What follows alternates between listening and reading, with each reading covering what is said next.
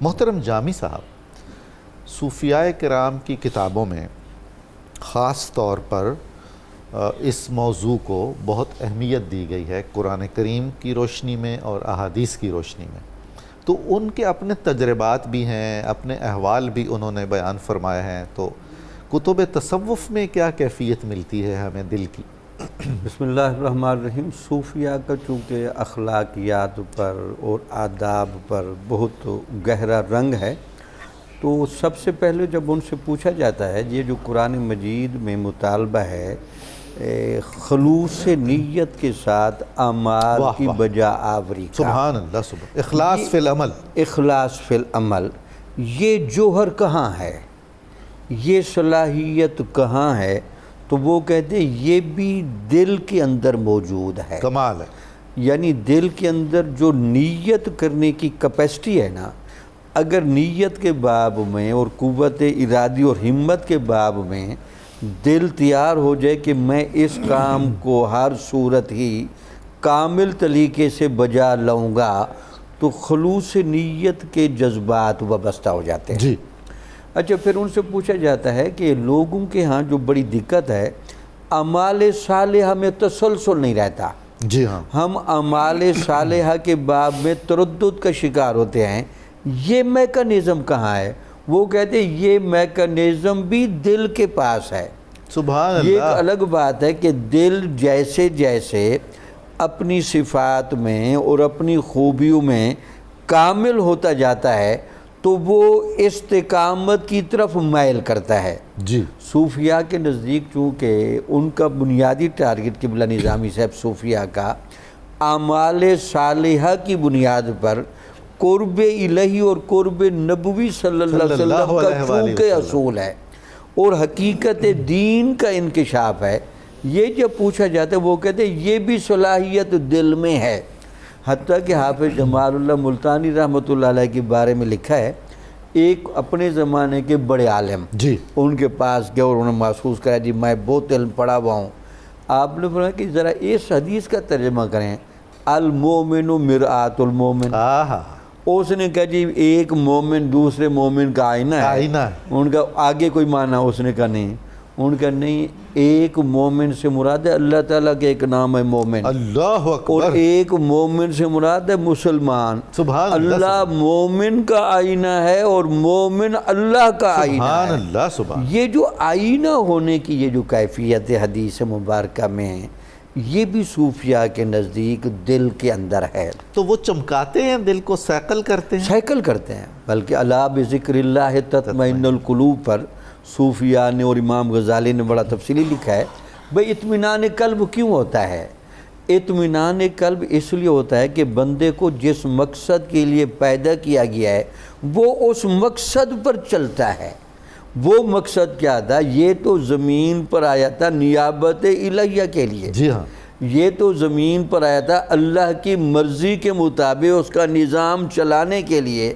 اب یہ جو نیابت الہیہ کی یہ جو صلاحیت دل میں تھی، اب اگر کسی جگہ وہ دھندلی پڑ جائے، الجھ جائے، دھیمی پڑ جائے، تو اس کو ذکر الہی کی کثرت کا جب پانی مسلسل ملتا ہے نا، تو جیسے حضور نے خود بھی فرمایا کہ ہر چیز کے لیے ایک ریگ مال ہوتا ہے، بالکل، تو دلوں کا ریگ مال اللہ کا ذکر ہے۔ سبحان اللہ، تو یہ اللہ کا ذکر اگر مسلسل کیا جائے، اچھا یہ ذکر پھر جا کر بہت قوی جب ہو جائے جی، اور اطمینان اور یقین کی کیفیتوں سے جب وابستہ ہو، تو حضور غوث پاک سے پوچھا گیا کہ دل کے اندر جی، یقین کی کیفیت کب آتی ہے؟ وہ کہتے ہیں جب یہ انوار الہیہ کی حدود میں داخل ہوتا ہے دل، اس وقت اس کے اندر یقین کی کیفیت آتی ہے۔ اسی لیے جب ان سے پوچھا صوفیاء کہتے ہیں میں دیدار الہی ہوتا ہے، تو وہ کیسے ہوتا ہے؟ وہ کہتے ہیں دل کے آئینے میں جو اثر روحانی صلاحیت ہے، اللہ تعالیٰ کے انوار و تجلیات کا عکس پڑتا ہے۔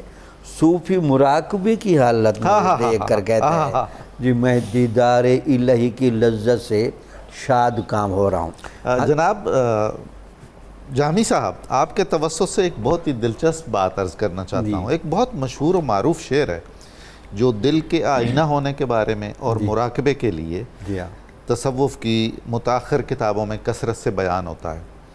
دل کے آئینے میں ہے تصویر یار، اللہ جب ذرا گردن جھکائی دیکھ لی.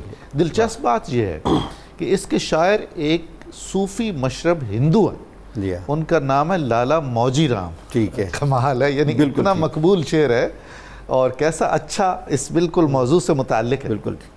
ابن عربی نے بڑی گفتگو کی ہے دل پر. ابن عربی رحمۃ اللہ علیہ فرماتے ہیں کہ جب کسی بندے کا دل کثرت ذکر کی وجہ سے اور سلیم الفطرتی کی وجہ سے صحیح اجلا ہو جائے نا، اس کا دل حضور نبی اکرم صلی اللہ علیہ وسلم کے قرب کو محسوس کرنے کے لیے ایک آئینے کی شکل اختیار اللہ کرتا ہے. اکبر. عالم برزخ میں سرکار دو عالم صلی اللہ علیہ وسلم پر جو کچھ گزر رہا ہے اس کی ایک جھلک اس دل میں بھی نظر آتی ہے کہ آج عالم میں یہ برزخ میں کیا معاملات چل رہے ہیں. تو دل پر آپ نے دیکھا کہ بہت زیادہ امام غزالی رحمۃ اللہ علیہ نے یہاں تک کہا دل کے آئینے میں فرشتے بھی نظر آتے ہیں، اللہ اکبر. دل کے آئینے میں نبوت کی حقیقت بھی نظر آتی ہے، اور دل کے آئینے میں جنت اور دوزخ بھی نظر آتی ہے. اسی لیے تو صوفیاء نے دل کو